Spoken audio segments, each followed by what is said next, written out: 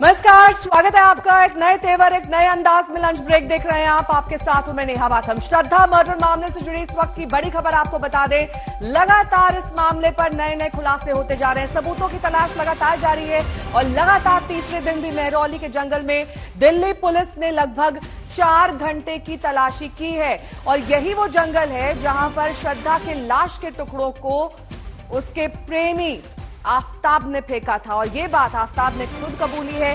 पहले दिन जब मेहरौली के जंगल में दिल्ली पुलिस आफ्ताब के साथ पहुंची थी तब उसकी निशानदेही पे कुछ सबूत जुटाए गए थे। अब कूड़े फेंकने वाली जगह पर तलाशी ली जा रही है। आफ्ताब ने माना है कि ब्लीच पाउडर से उसने खून साफ किया था। सूत्रों के हवाले से खबर भी आ रही है कि शव के टुकड़ों पर ब्लीच पाउडर लगाया गया था। इसके साथ ही हमने आपको दिखाया था कि कैसे 3 दिन से लगातार दिल्ली पुलिस कड़ियों को जोड़ने की कोशिश कर रही है। इस मर्डर से जुड़े कई ऐसे एंगल हैं जिस पर अब भी दिल्ली पुलिस के हाथ खाली बताए जा रहे हैं। श्रद्धा के कपड़े जिस गाड़ी में फेंके उसकी पहचान कर ली गई है। हालांकि इस पूरे मामले में सीसीटीवी फुटेज नहीं सामने आया है क्योंकि 6 महीने का लंबा वक्त बीत चुका है और ऐसे में सीसीटीवी फुटेज की इतनी बैकअप नहीं होती है। लेकिन अब आफ्ताब की निशानदेही पर इस पूरे मामले में दिल्ली पुलिस की तफ्तीश आगे बढ़ रही है। जांच तेज हो चुकी है और आज भी मेहरौली के इसी जंगल में दिल्ली पुलिस मौजूद है। यहां पर जो घनी झाड़ियां हैं उसके बीच कई जगहों पर लाश के टुकड़े, हड्डियों के टुकड़े और साथ ही श्रद्धा से जुड़े कई और ऐसे अहम सबूत दिल्ली पुलिस के हाथ लग चुके हैं, जिससे एक एक करके अब इस पूरे मर्डर मामले में नई नई थ्योरी सामने आ रही हैं।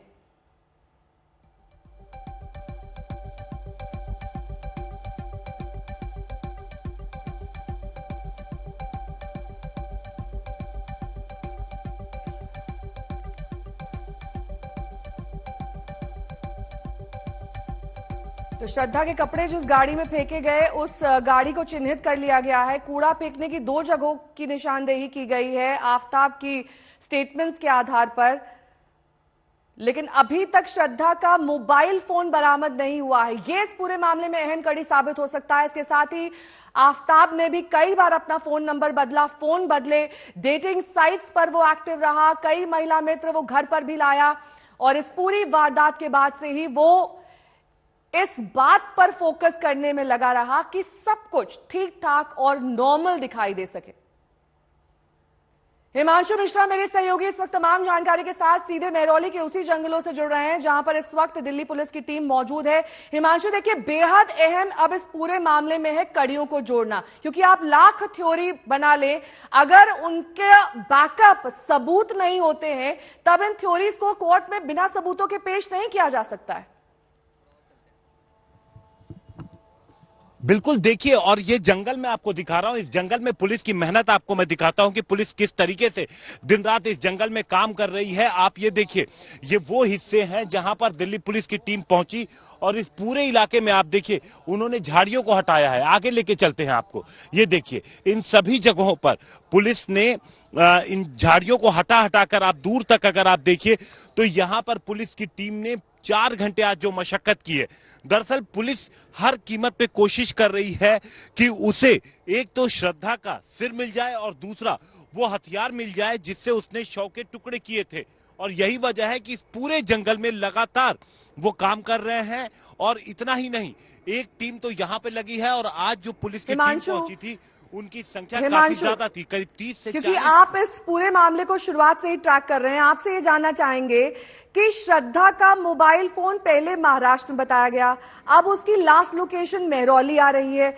आफ्ताब क्या कह रहा है उसके फोन के बारे में और घटना में इस बीच बड़ी खबर आपको बता दें, श्रद्धा मर्डर मामले में आफ्ताब का नया कबूलनामा सामने आया है। आफ्ताब ने माना है कि श्रद्धा के शव के टुकड़े टुकड़े किए गए, लगभग 36 टुकड़े उसके शव के किए गए थे, ऐसी प्राथमिक जानकारी भी मिली थी। लेकिन अब इस बीच आफ्ताब ने यह मान लिया है कि पहचान छिपाने के लिए उसने चेहरा तक जला दिया था। अब आप कल्पना कीजिए, जिस शख्स के साथ ये लड़की अपना सब कुछ छोड़कर उसके साथ रहने लिव इन में आई थी, बेहद क्रूरतम ये घटना दिल दहलाने वाली घटना, जघन्य घटना। जितने भी आप इस घटना को क्रूर बताएं उतना कम है, क्योंकि अब आफताब ने खुद ये माना है कि उसने चेहरा तक जला दिया था पहचान छिपाने के लिए। लेकिन दिल्ली पुलिस भी लगातार कोशिश में लगी हुई है। डीएनए सैंपलिंग की जाएगी श्रद्धा के शव के टुकड़ों की। उसके अलावा पिता को बुलाया गया है और साथ ही ये कहा जा रहा है कि धीरे धीरे ये कड़ियां एक एक करके दिल्ली पुलिस जोड़ने की कोशिश करेगी। हिमांशु मेरे सहयोगी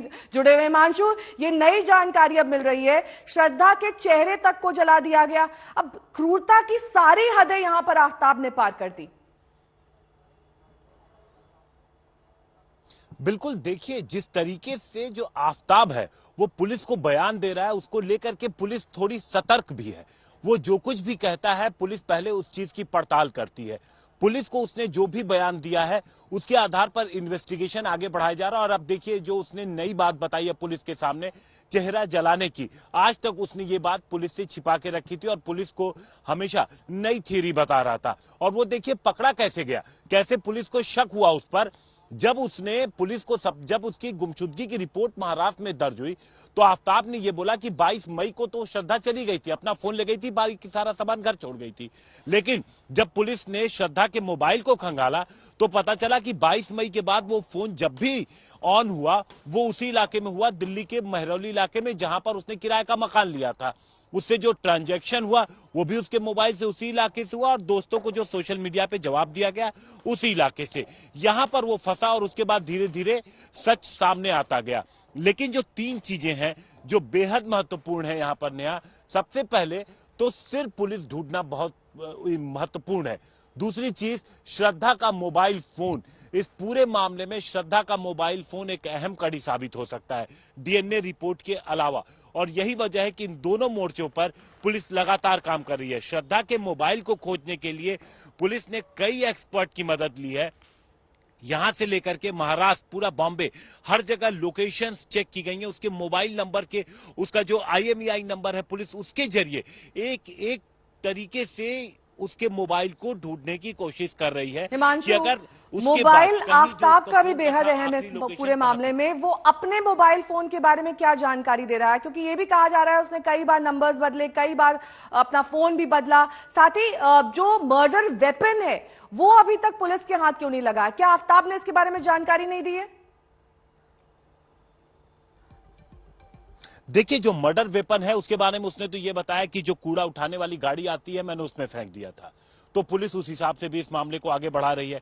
लेकिन पुलिस को शक है कि कहीं हो सकता है वो गुमराह कर रहा हो, इसलिए जंगल में ढूंढ रही है आसपास जो भी उसका लोकेशन मिल रहा है। क्योंकि देखिए इसका 18 मई और उसके पहले से पुलिस ने लोकेशन निकाला है, तो जो भी इसकी मूवमेंट रही है उस मूवमेंट से पुलिस इसकी जांच कर रही है। और जहां जहां भी वो गया था उन सभी इलाकों में पुलिस इस चीज की जांच कर रही है। ठीक है, मैं लौटूंगी आपके पास हिमांशु, क्योंकि तमाम ऐसी कड़ियां हैं जो अभी भी एक दूसरे से जुड़ना बाकी है, जिस पर दिल्ली पुलिस तफ्तीश कर रही है और तेजी से काम भी कर रही है।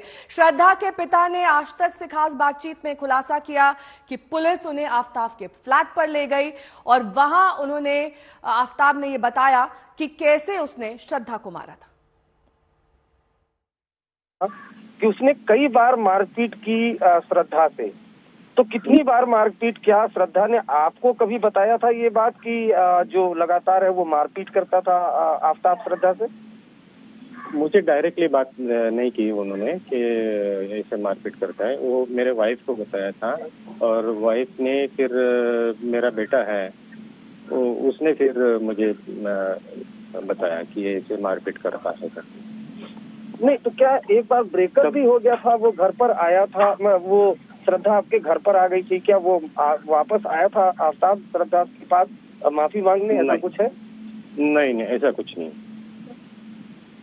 मेरी वाइफ भी थी तब हम दोनों साथ में गए थे। मेरी सिस्टर गई थी, लेकिन उनका छोटा भाई था, उसने हमें अंदर घर पर आने ही नहीं दिया। वो बोले कि अभी यहाँ आना नहीं कभी, तो हम लोग फिर वापस चले आए। और उसके बाद उसके मम्मी पापा ने भी कुछ हमसे कांटेक्ट नहीं किया।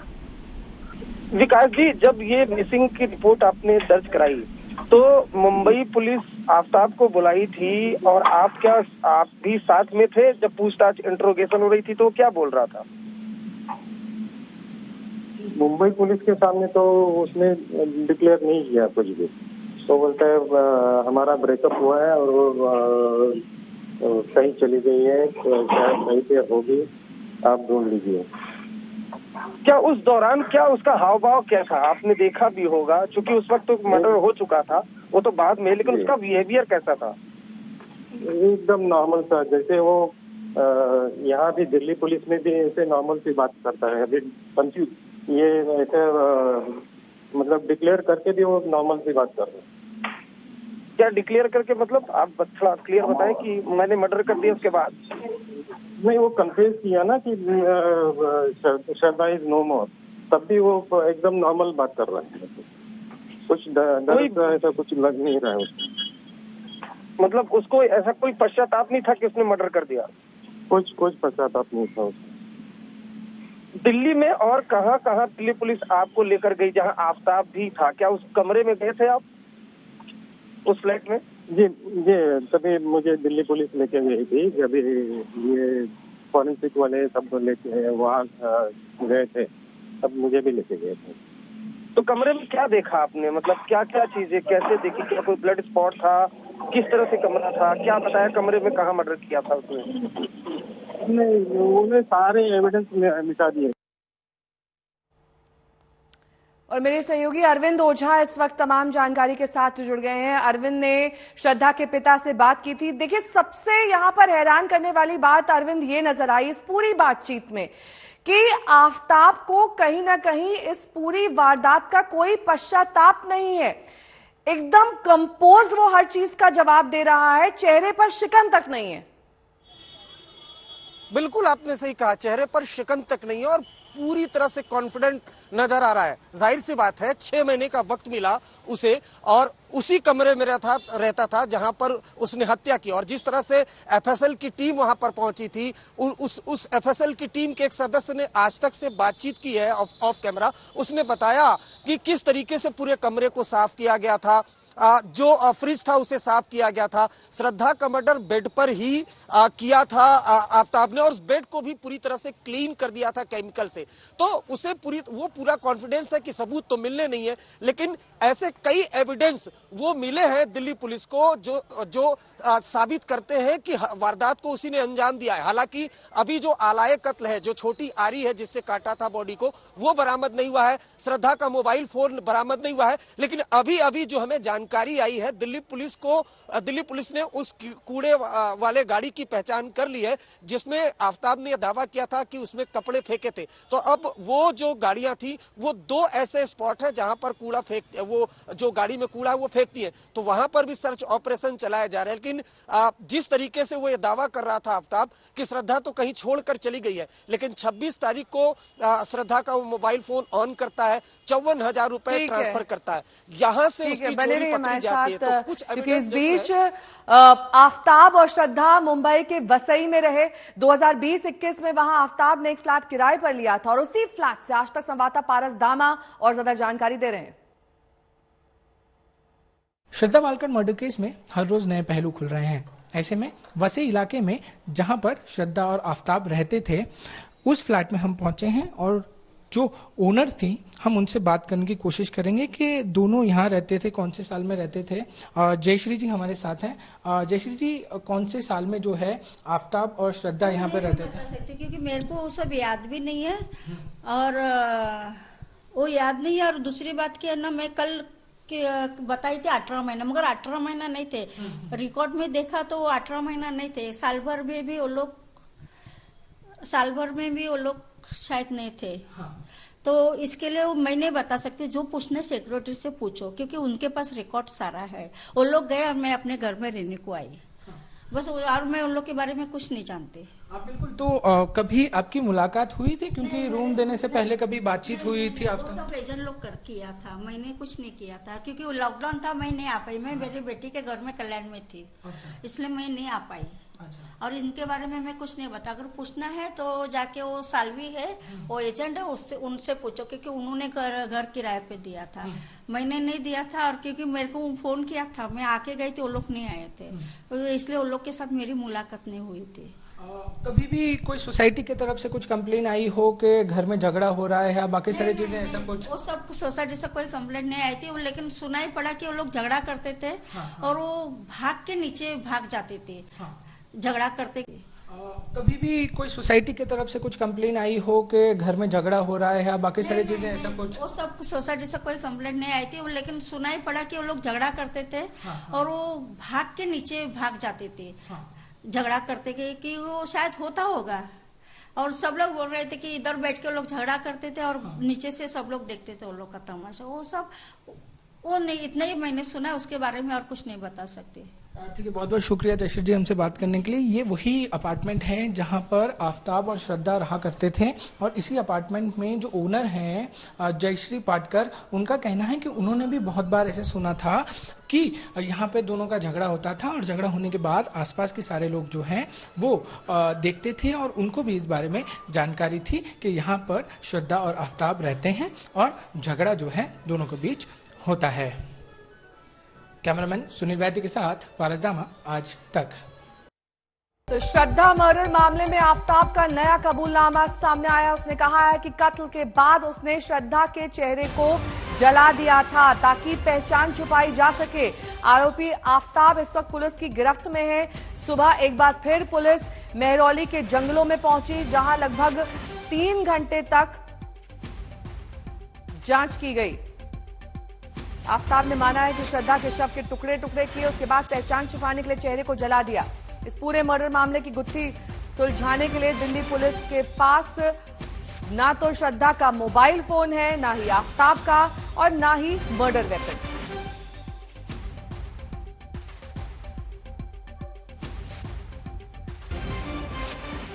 तो दिल्ली पुलिस मर्डर मामले की गुत्थी सुलझाने में जमकर पसीना बहा रही। वो जंगल जंगल की खाक छानकर सबूतों की तलाश में जुट गई है। आफ्ताब के घर के चप्पे चप्पे की छानबीन की जा रही है। घर की दीवारें हो, फर्श, किचन, बाथरूम, सबकी तलाशी ली जा रही। लेकिन शातिर आफ्ताब ने दिल्ली पुलिस के लिए इतने कम सबूत खुले छोड़े हैं कि बिखरी कड़ियों को जोड़ना अब दिल्ली की पुलिस के लिए मुश्किल हो रहा है।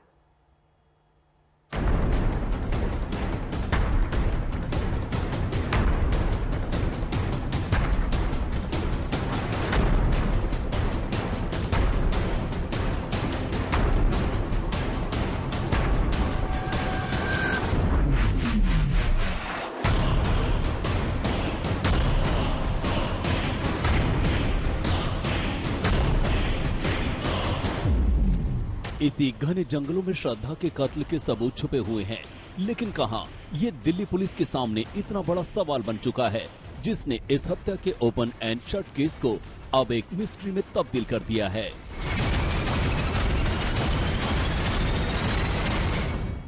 अमूमन किसी बड़े जुर्म के बाद पुलिस मुजरिमों के पीछे भागती नजर आती है, पर शायद ये इकलौता केस है कि जिसमें पुलिस कत्ल के आरोपी को साथ लेकर उससे पूछ कर सबूतों की तलाश में जंगल जंगल भटक रही है। इसी बीच पुलिस को पानी के बिल में घुली श्रद्धा के बहते खून के निशान दिखने की एक गुंजाइश नजर आने लगी है, क्योंकि अब पुलिस उस फ्लैट के पानी के बिल पर गौर करने वाली है, जहां कत्ल के आरोपी आफ्ताब ने श्रद्धा की लाश को 35 टुकड़ों में काटने के बाद न सिर्फ उन्हें पॉलिथीन के 18 बैग में पैक किया, बल्कि घर से खून के धब्बे मिटाने के लिए बेहिसाब पानी का इस्तेमाल किया। असल में आफ्ताब के फ्लैट का पानी का बढ़े हुए बिल ने पुलिस को चौंका दिया, क्योंकि मई के महीने से पहले कभी भी पानी का बिल नहीं आया, लेकिन मई के महीने में आफ्ताब पर 300 रुपए का पानी का बिल बकाया है। और ये तब है जब दिल्ली में 20,000 लीटर तक पानी का बिल दिल्ली सरकार की तरफ से मुफ्त है। आफ्ताब के पड़ोसियों ने जानकारी दी थी कि पानी का बिल 0 आता है। मकान मालिक ने फिर मेरे पास कॉल किया कि ऐसे वो किराएदार परेशान है, नए नए किराएदार हैं, अभी उनको इसके बारे में जानकारी नहीं है, थोड़ा 1-2 बार वो समझेंगे तो उसके बाद वो खुद ही ऑपरेट कर लेंगे। तो मैंने फिर उनको समझाया फैमिली वाले को, तो उन्होंने फिर आफ्ताब को बुलाया कि आप भी देख लीजिए आपकी मोटर कौन सी है, कौन सा गेट वाला है, कौन सा टैंक का है, कौन सा सप्लाई का है। आप उसी दिन आपने श्रद्धा को भी देखा? श्रद्धा को तो मैंने जब सामान शिफ्ट कर रहे थे जब देखा था। कत्ल के इस मामले में कुछ ऐसे सुराग हैं जो ऑनलाइन हैं और बाकायदा पुलिस के सामने मौजूद हैं। बस जरूरत है उन्हें सबूत के तौर पर तैयार करने की। जरा गौर करने लायक है सुरागों के वो चेहरे जो पुलिस के लिए इस मर्डर मिस्ट्री को सुलझाने के लिए किसी सबूत से कम नहीं है। आफताब के फोन की कॉल डिटेल, श्रद्धा के फोन की कॉल डिटेल, श्रद्धा के नेट बैंकिंग का ट्रांजैक्शन, आफताब के फोन से ऑनलाइन पेमेंट, श्रद्धा के इंस्टाग्राम अकाउंट की चैट, आफताब का सोशल मीडिया अकाउंट की डिटेल, आरी खरीदने का पक्का सबूत, मई के महीने में डॉक्टर को ऑनलाइन पेमेंट, केमिकल मंगवाने का ऑनलाइन ऑर्डर, फ्रिज खरीदने का बिल। जितने भी क्राइम स्पॉट है, चाहे उसका घर हो, वहां पर पूरे रिक्रिएट किया गया सीन को, जो जहां पर इसने बॉडी के टुकड़े फेंके थे, उन पूरे जंगलों की खाक अभी भी पुलिस छान रही है। उन तमाम लोकेशंस पे पुलिस की टीम गई है जहां पर इसकी लोकेशन 18 मई की बात निकली है। जिन लोगों से इसने बातचीत किया है उनके स्टेटमेंट पुलिस दर्ज कर रही है। जो श्रद्धा के दोस्त हैं उनके स्टेटमेंट पुलिस दर्ज कर रही है, इनके पिता का स्टेटमेंट। और दूसरी चीज, चूंकि इसने घर को केमिकल से साफ किया था और केमिकल के पूरे जो ट्रेसेस है अगर वो भी मिलते तो वो भी जब सर्कमस्टेंशियल एविडेंसेस की बात आती है तो ये सारी चीजें सबूत के तौर पर पुलिस के काम आएंगी, जो पुलिस आगे लेके चलेगी। दिल्ली पुलिस आफताब को साकेत कोर्ट के सामने पेश करेगी और इसकी कस्टडी बढ़ाने की मांग करेगी। असल में मामला 6 महीने से ज्यादा पुराना हो चुका है, इसलिए पुलिस की जांच में परिस्थिति जन्य सबूत भी बेहद अहम हो जाते हैं। लिहाजा पुलिस अब उन्हें ही इकट्ठा करने में लगी हुई है, मगर उसके लिए जरूरी है कि आरोपी पुलिस के पास ही रहे। अरविंद ओझा के साथ हिमांशु मिश्रा, दिल्ली आज तक।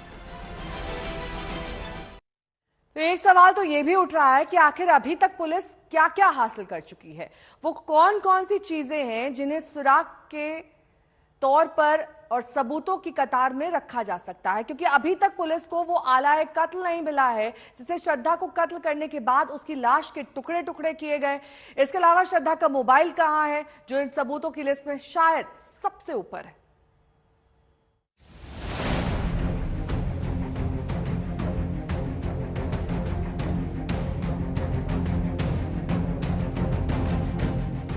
श्रद्धा मर्डर केस में अभी तक पुलिस के हाथ वो आरोपी लगा है जिस पर कत्ल का संगीन इल्जाम है और घने जंगल से चंद हड्डियों के टुकड़े हाथ लगे हैं, जिनके दम पर पुलिस को अब कत्ल का ये पूरा केस खड़ा करना है। ऐसे में ये माना जा रहा है कि कत्ल के आरोपी को साथ लेकर जंगल की खाक छान रही पुलिस को कई और जरूरी सबूत मिल सकते हैं, लेकिन सबसे पहले ये समझना बेहद जरूरी है कि अभी तक पुलिस के हाथ लगा क्या क्या है। पुलिस को फ्रिज से लेकर घर के अलग अलग हिस्सों से खून के छींटे नहीं मिले।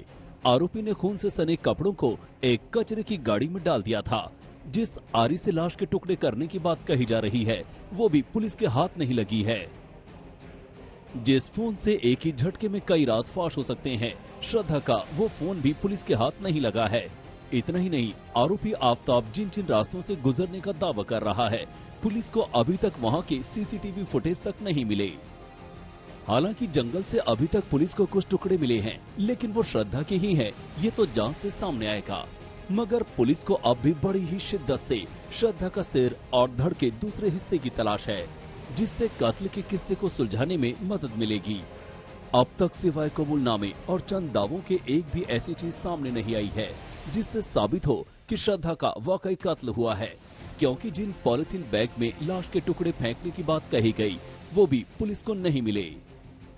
इनकी संख्या 18 बताई जा रही है और सबसे बड़ी बात कि अभी तक ये बात पूरी तरह से साफ नहीं हो सकी कि आखिर ये कत्ल हुआ तो वजह क्या थी। ये जो झाड़ियां ऊपर तक थी जिसमें कुछ न नजर आया, तो इसको देखिए पुलिस ने किस तरीके से हटाया है ताकि अंदर की चीजें नजर आ सकें। ये वो जगह है जहां पर आइडेंटिफाई पहले ही पुलिस को कराया जा चुका था आफताब को लेकर के, जब पुलिस की टीम आई थी। और उसके बाद अब पुलिस बड़ी ही तेजी से इस जंगल के अंदर छानबीन कर रही है। दरअसल पुलिस जिन चीजों की तलाश में, उनमें सबसे ज्यादा महत्वपूर्ण जो है वो सिर है, क्योंकि अगर पुलिस को सिर मिल जाता है तो पुलिस उसे बड़ी कामयाबी मानेगी और इसी वजह से पुलिस लगातार इन जंगलों की खाक छान रही है। श्रद्धा के मोबाइल से लेकर हत्या में इस्तेमाल हथियार के बारे में आरोपी सही जानकारी नहीं दे रहा है। जिसके लिए पुलिस अब आरोपी का नार्को टेस्ट कराएगी और इसके लिए बकायदा कोर्ट से इजाजत भी ले ली है। कुल मिलाकर ये केस इस वक्त पूरी तरह से फॉरेंसिक जांच पर ही टिका हुआ है। इसीलिए दिल्ली पुलिस ने श्रद्धा के घर वालों के डीएनए सैंपल भी उनकी मर्जी से हासिल कर लिए हैं। बरामद हड्डियां और बाकी सबूत जब ये साबित कर देंगे कि हड्डियां इंसानी ही है, तो फिर श्रद्धा के घर वालों के डीएनए सैंपल से इनका मिलान कराया जाएगा, जिससे ये साबित होगा कि लाश के ये टुकड़े श्रद्धा के ही हैं। अरविंद ओझा और हिमांशु मिश्रा के साथ आज तक ब्यूरो। तो एक सवाल तो यही उठ रहा है कि आखिर अभी तक पुलिस क्या क्या हासिल कर सकी है, वो कौन कौन सी चीजें हैं जिन्हें सुराग के तौर पर पुलिस इस्तेमाल कर सकती है, क्योंकि ना तो श्रद्धा का मोबाइल फोन बरामद हो रहा है और ना ही वो मर्डर वेपन।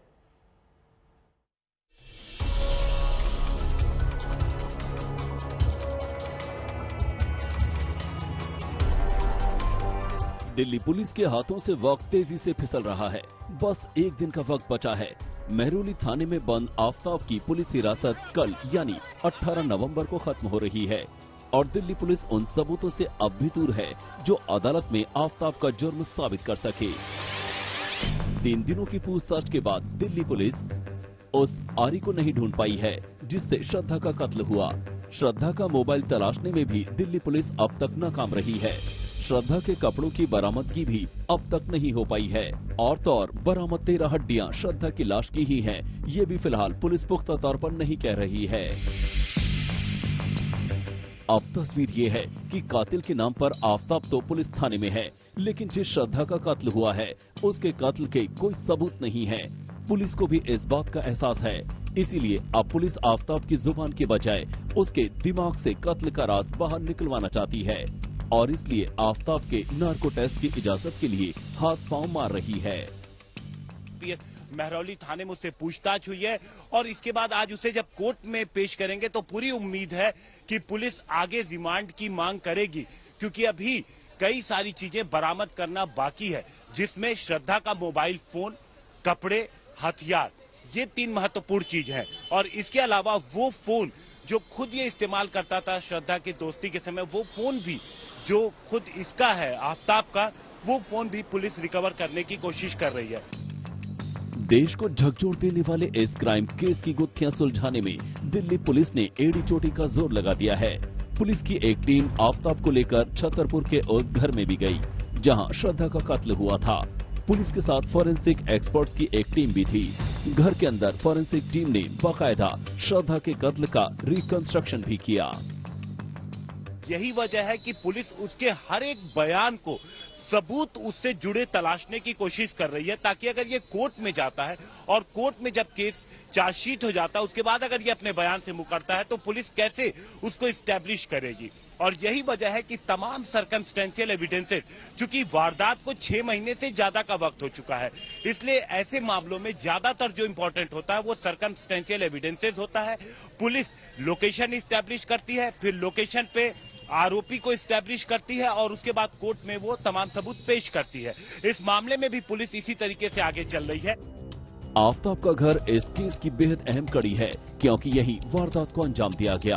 घर की दीवार, किचन का फर्श, बाथरूम, अलमारी में रखे कपड़े, फ्रिज, घर के ये वो हिस्से हैं जिसकी दिल्ली पुलिस ने बारीकी से जांच की है और वहां से सबूतों को इकट्ठा करने की कोशिश की है, क्योंकि आफताब ने इसी घर में श्रद्धा का गला घोंटा, इसी घर में श्रद्धा की लाश के टुकड़े किए, इसी घर के बाथरूम का खून धोने में इस्तेमाल किया, इसी घर के फ्रिज में लाश के टुकड़ों को रखा। ये घर आफताब के अपराध का सबसे बड़ा गवाह है। इस केस के सुलझने का रास्ता इसी घर से गुजर कर जाएगा। हिमांशु मिश्रा के साथ अरविंद ओझा, दिल्ली आज तक।